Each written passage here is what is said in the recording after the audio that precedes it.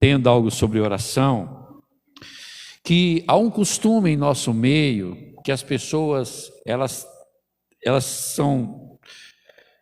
terceirizam a oração. O que é terceirizar a oração? É você olhar para alguém e dizer assim: você ora por mim, mas você não ora. Então, quando você pede para alguém orar por você e você não ora, não vai resolver nada. Vou explicar. Porque você tem um entendimento disso. A gente ora por um ímpio para que Deus possa tocar no coração dele e ele se converter, mesmo ele não orando. Mas quando a pessoa pede oração por uma causa, ela precisa estar orando. Porque a minha oração é para fortalecer a sua. Quando você recebe alguém e fala assim: ore por mim, quer dizer, interceda por mim. Interceder pelo quê? Pelas minhas orações. Agora, se eu só peço para você orar e eu não faço nada, não vai acontecer nada. Perceba que Jesus estava no Getsemane e ali ele estava orando, ele descia e seus discípulos estavam como? Dormindo. Ele diz assim: vocês não podem vigiar comigo? Então, outra coisa que eu quero falar com você, a questão do vigiar. Você não pode vigiar comigo ao menos 1 hora? O que é, quando a Bíblia diz assim, ó, vigiai e orai, quer dizer vigiar em oração. Não é ficar olhando, não. Vigiar em oração. Quando Jesus desce e fala assim: vocês não podem vigiar comigo ao menos 1 hora, ou seja, vocês não podem orar comigo, interceder para que a minha... Por que ele ficou tão chateado? Porque ele queria que a oração dele fosse ouvida por Deus. Pai, se possível for, passa de mim este cálice. Mas ele não sentia paz no seu coração com a sua oração, porque a sua oração era para passar aquele momento, e quando ele descia, os discípulos não estavam intercedendo por aquela oração, e aí ele pedia que eles vigiassem com eles, ou seja, quando fala em vigiar, é vigiar em oração. Um crente que vigia é um crente que ora, amém? Então, oração é vigilância. Senhor, não nos deixeis cair em tentação, eu estou vigiando. Amém? Amém? Então, eu quero dar essa explicação aqui para você. Vigiar em oração. E outra coisa, intercessão. Alguém intercede pelas orações de alguém. Então, quando eu peço para alguém: olha, orem por mim, é para que fortaleça as minhas petições diante de Deus, o meu clamor diante de Deus, aquilo que eu estou falando diante de Deus. Então, a sua oração é para fortalecer a minha. Não é que a sua oração vai mudar inteiro a minha vida, porque se eu não orar, nada acontece. Interceder pelo ímpio é uma coisa, para a salvação, mas o salvo, ele precisa orar, e interceder pelo salvo é para fortalecer a oração do salvo. Amém? Amém. Vocês estão entendendo isso? Amém. Então não adianta você só chegar para alguém e falar assim: ora por mim, e você ficar em casa.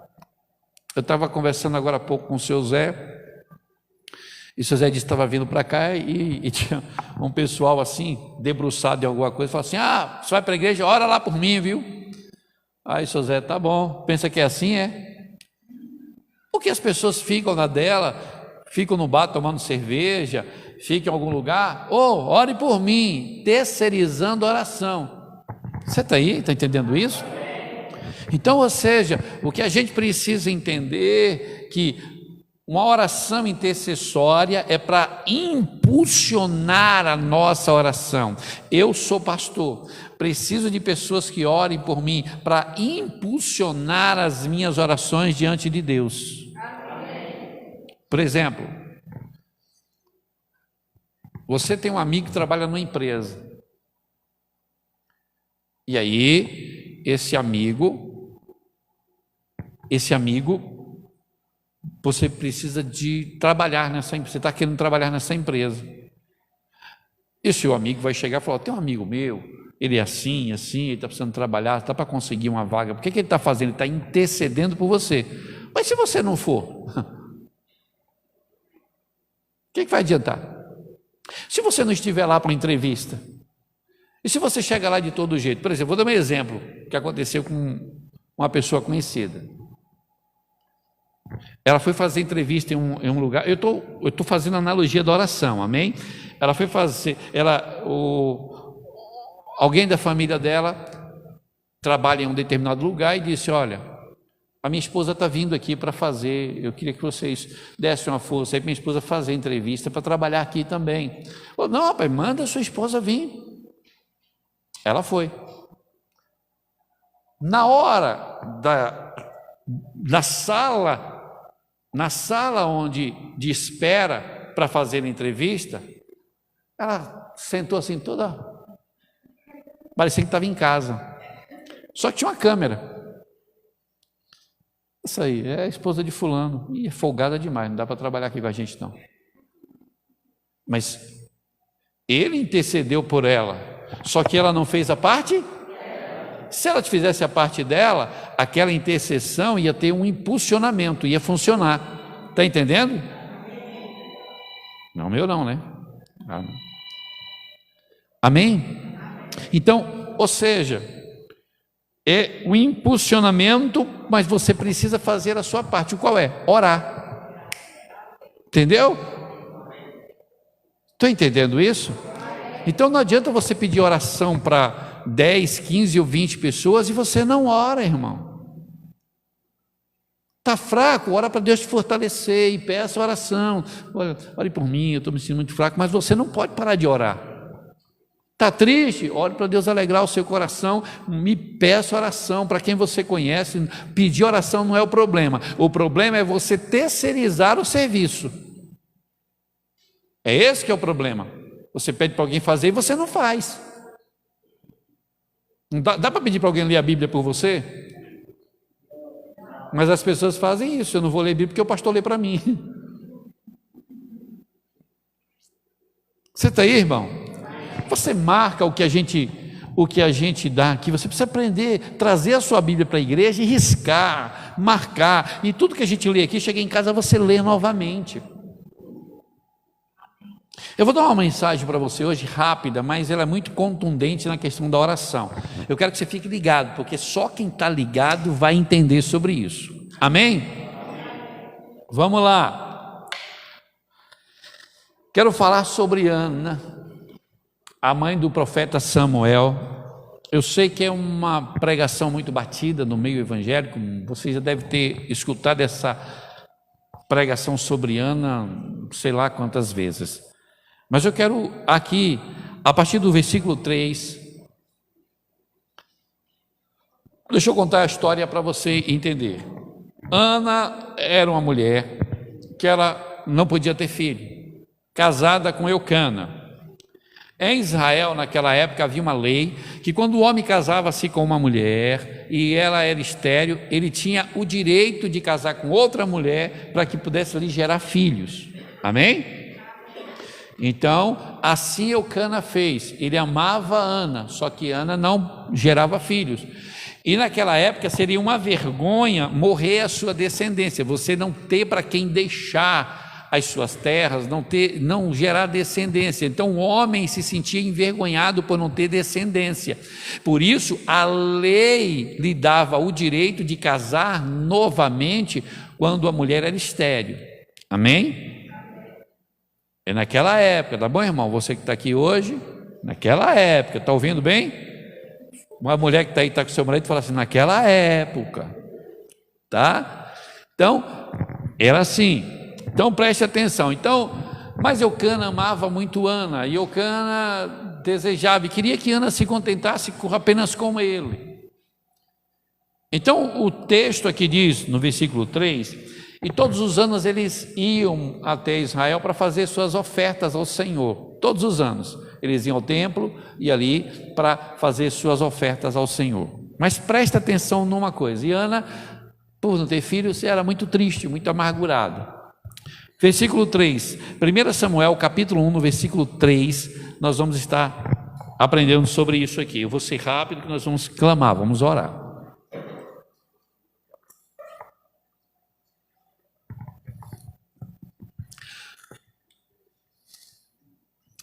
Não, Léo, capítulo 1, versículo 3, tá? Isso. Todos os anos Eucana subia da sua cidade para adorar e oferecer sacrifício ao Senhor dos Exércitos, em Siló, onde os 2 filhos de Eli, Hófni e Finéias, serviam como sacerdotes do Senhor. No dia em que oferecia sacrifícios, Eucana tinha o costume de dar poções à sua mulher Penina e a todos os seus filhos. Então, no dia, Eucana dava ali para elas uma poção para que eles pudessem oferecer a Deus, dar as suas ofertas pessoais ao Senhor, né? Porém, a Ana entregava ali uma porção dupla. A Ana, ele entregava o dobro do que ele entregava para os outros. A Ana, ele entregava uma oferta maior para que ela pudesse oferecer mais a Deus, né? Porém, a Ana entregava ali uma porção dupla, porquanto grande era o seu amor por ela, ainda que o Senhor não a tivesse permitido gerar filhos. Vamos parar aqui. Naquela época, uma mulher que não gerava filhos, ela era repudiada pelo marido. Ele poderia pedir carta de divórcio por ela ser estéril. Por isso que a Bíblia frisa, ainda que ela não podia gerar filho, ele a amava. Porque naquela época, quando a mulher não gerava filho, o marido deixava de amar, culpava. Ela era vista pelos outros como uma amaldiçoada. Entendeu? Então, era como se tivesse uma maldição sobre a vida dela. Amém? Então, vamos lá. Não tivesse permitido. Penina, sua rival, provocava e humilhava Ana continuamente, porque o Senhor a tinha deixado estéril. Isso tudo acontecia ano após ano. Então perceba, a Penina provocava a Ana pelo fato dela ser estéril, ano após ano. Diga comigo, ano após ano. Toda vez que eles subiam, Ana era provocada. Toda vez que eles iam, Ana era provocada, sem contar o dia a dia. Mas naquele momento, a Penina provocava a Ana mais e mais. Então perceba que isso era uma coisa que acontecia todos os anos. E Ana voltava e nada acontecia. Todos os anos, Ana recebia a porção dobrada. Então não era o valor da oferta que Ana entregava. Não era a porção dupla que ele entregava. Veja que Penina levava uma oferta, os filhos levavam outras, mas Ana levava a porção dupla. Então não era a porção dupla de Ana que dava o resultado. Amém? Porque todo ano ela entregava uma porção dupla, mas ainda assim não tinha. 2 pessoas veio para o culto hoje, glória a Deus por isso. Vamos ver se chega mais. Ela entregava a porção dupla, mas não tinha. Chegou mais 3 pessoas. Ela entregava a porção dupla, mas não tinha resultado. Começou a chegar gente, graças a Deus. Então, isso tudo acontecia ano após ano, sempre que ele subia uma casa de Yahvé, o Senhor. O que é que acontecia? Ana era Então, todos os anos que eles subiam à casa do Senhor, Ana era O texto precisa ser lido e estudado, provocada. Então, a casa do Senhor, a sua rival, a rival de Ana a ofendia, e ela passava o tempo todo chorando e sem. Então vamos entender aqui. Ana subia para fazer oferta ao Senhor. Ana subia com a sua porção de oferta para sacrificar o Senhor, mas quando chegava lá ela era o quê? Aí, pela provocação, o que é que a provocação fazia com Ana? Paralisava Ana. Ana passava o tempo todo solitária. Ana ia para um canto, ficava solitária, chorando e não. ela ficava chorando o tempo, chorava e não comia. O tempo todo o quê? Chorando e não comendo. O tempo todo o quê? Solitária. Então quer dizer que ela ia para um canto e ficava lá. Então para Ana ir à casa do Senhor, ela não se sentia bem, porque ela já sabia que ia ser o quê? Então aquilo gerava nela em quê? Ir a Siló não é coisa boa, porque a provocação de Penina fazia com que Ana não desejasse mais ir à casa do Senhor. Você está entendendo isso? E ela passava o tempo todo solitária. Agora vamos entender aqui. Então, Eucana, seu marido, lhe indagava: Ana, por que choras e não te alimentas? Por que está tão infeliz? Será que eu não valo para ti mais do que 10 filhos? Ele fez essa pergunta para ela. Agora preste atenção, start de Ana. Diga agora, eu vou entender o start de Ana. Certa ocasião, aonde ela ia levar suas ofertas, seu sacrifício.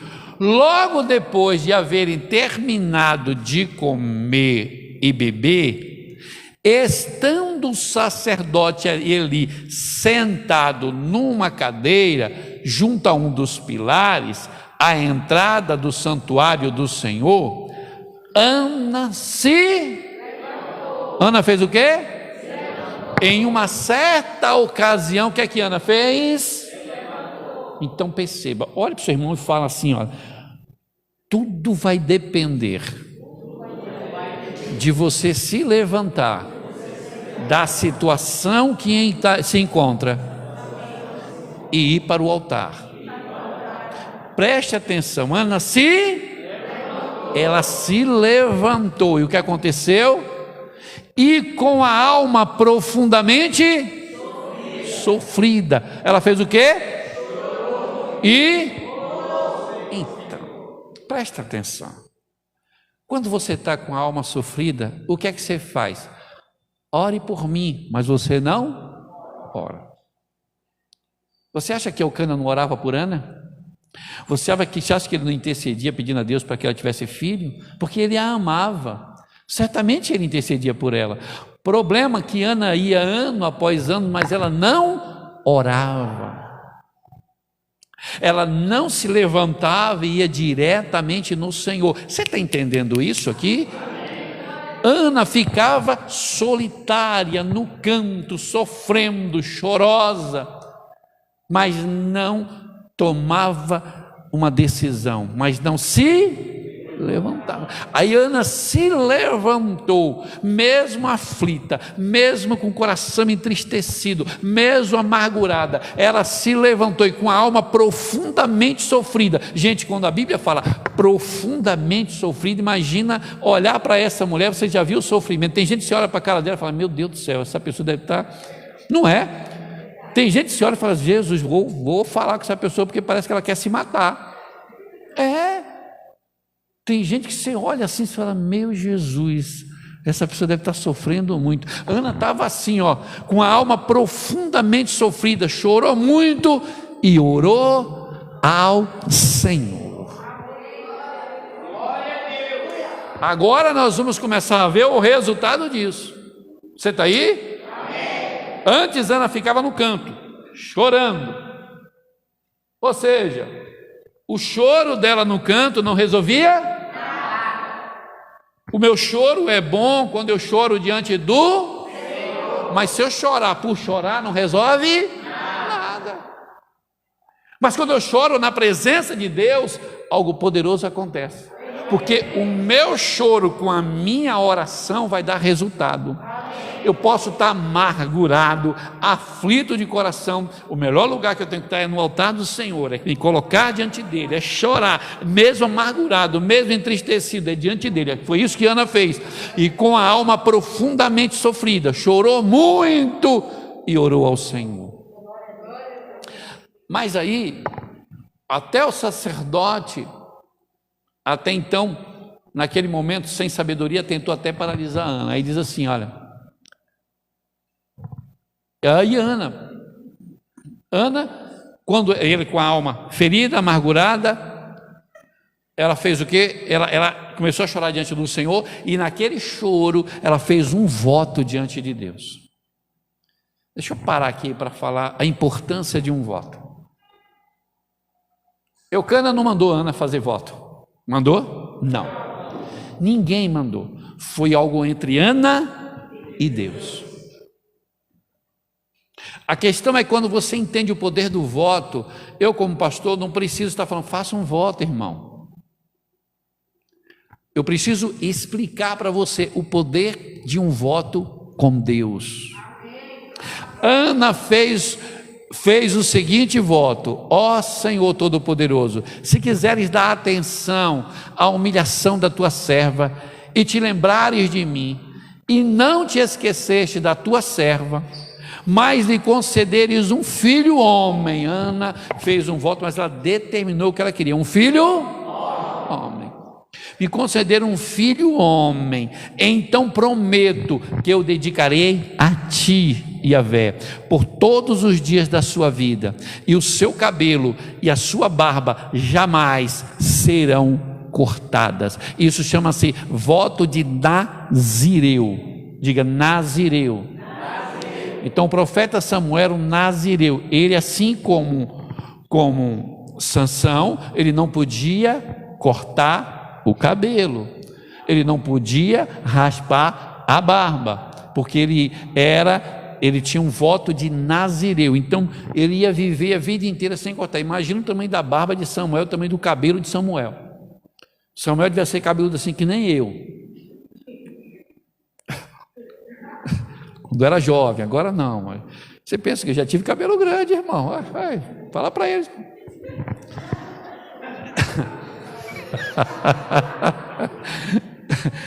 Amém? Então, a tua serva te lembrava de mim, e não te esqueceste da tua serva, mas lhe concedeste um filho homem. Então prometo que dedicarei a ti, Yahvé, por todos os dias de sua vida, e seu cabelo e sua barba jamais serão cortadas. Esse foi o voto que Ana fez ao Senhor.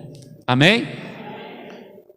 Enquanto, aqui entra a questão do que o sacerdote sem noção falou, enquanto ela seguia a sua oração na presença do Senhor, Eli observava os movimentos da sua Ana. Ela não estava, ela estava tão amargurada que ela não tinha nem força para falar. Ela falava ali bem baixinho. A oração, Eli não escutava a oração, só viu Ana balbuciando. E ali, quando ele vê Ana balbuciando assim, como Ana estava orando silenciosamente, que Ana estava tão amargurada, ela não tinha mais força para falar, para clamar, mas ela não deixou de orar. Ela ali, mesmo na sua fraqueza, mesmo com pouca força, ela falava bem baixinho, bem baixinho.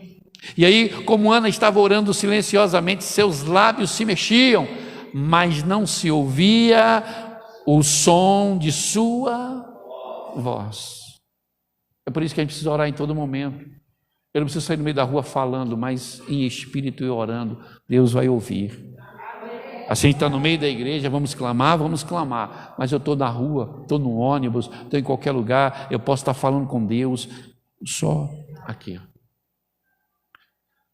Não se ouvia o som da sua voz. Então Eli imaginou que ela estava embriagada.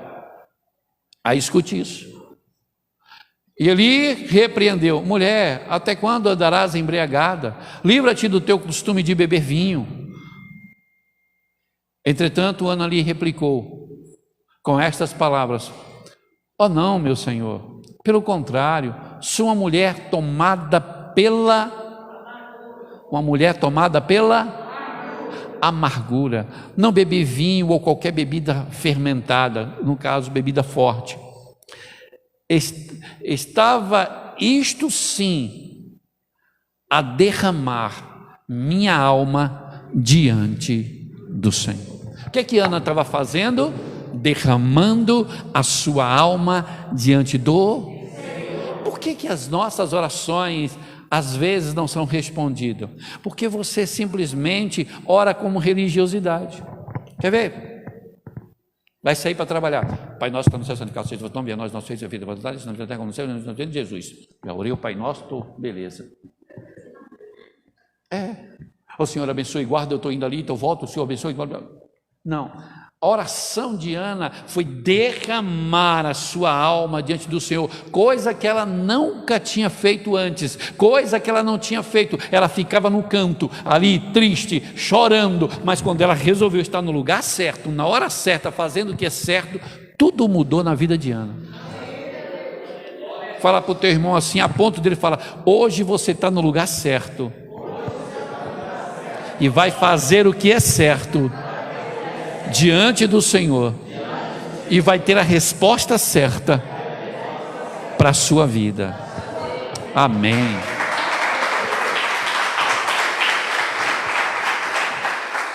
Aí o 16: não julgues a tua serva como mulher vadia, estava orando daquele modo, e até agora, pois, estou muito triste e desesperada.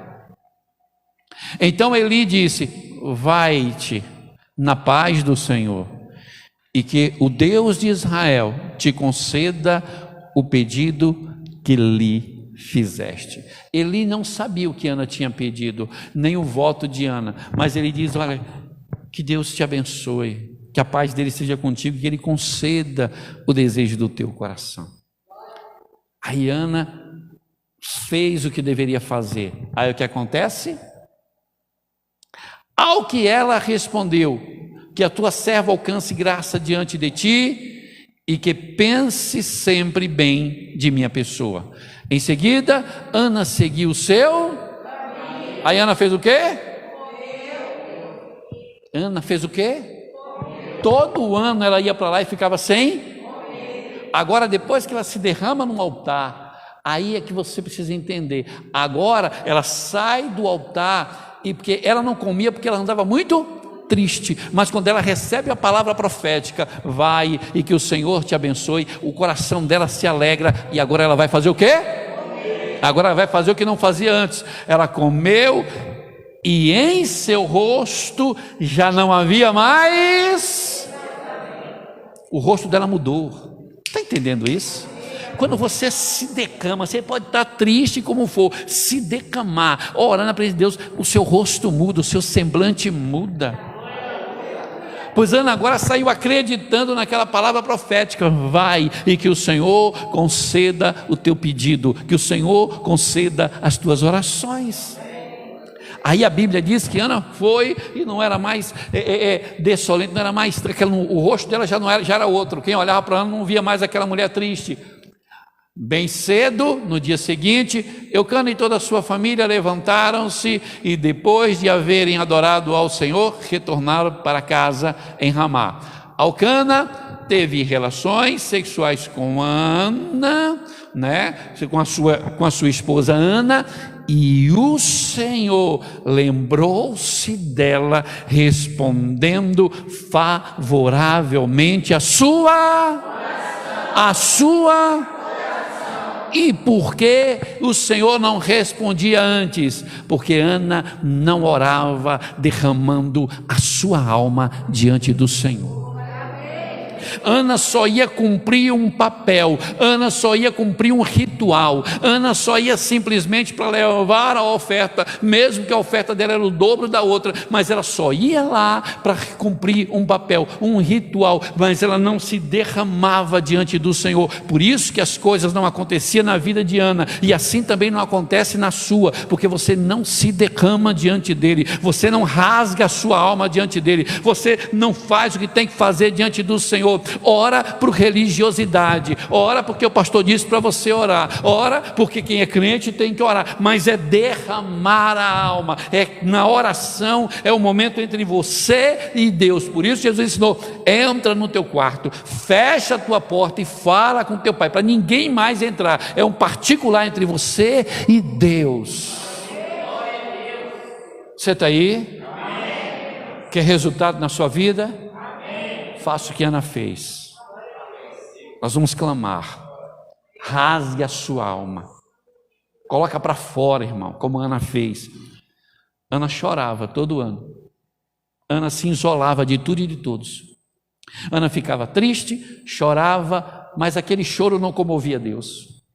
Olha, deixa eu falar uma coisa para você. O teu choro não comove a Deus, porque o teu choro não é para Ele. O choro que comove a Deus é o choro que você chora na presença dEle. Agora, chorar por tristeza não comove a Deus, mas quando você chora por tristeza na presença dEle, aí você chama a atenção de Deus. Deu para entender isso? Fique de pé. Nós vamos clamar ao Senhor. Espero em Deus que você tenha entendido essa palavra. Espero em Deus que Deus tenha falado profundamente ao teu coração. Vem aqui, pastora, cadê a irmã Neuza? Vem cá que nós vamos clamar aqui. Nós vamos clamar ao Senhor. A pastora vai começar o clamor, depois a irmã Neuza e por último eu. Amém? Nós vamos estar clamando, tá? Pode pegar esse microfone aqui, irmã Neuza, a pastora pega o dela ali. Amém? Põe a mão no seu coração, querido. Nós vamos falar com o Senhor. Você vai derramar o seu coração diante de Deus, as suas amarguras diante do Senhor. Deus conhece tudo aí, sabe o que você está passando, sabe o que você está vivendo, sabe o que está acontecendo na sua vida. Então vamos clamar a Ele. Amém? Vamos, pastora, pode começar. Tá bom? Depois vocês cantam. Vamos começar agora. Ah, tá. Pode ir lá, pastora. Vamos clamar. Aleluia, Jesus. Glória a Deus. Tu és bom, Jesus. Tu és santo, Tu és santo. Oh Deus, como Ana ali, Jesus, que ela orava com seu coração quebrantado, Senhor, com sofrimento na sua alma, Deus. Oh Espírito Santo, e o Senhor lembrou dela, Pai.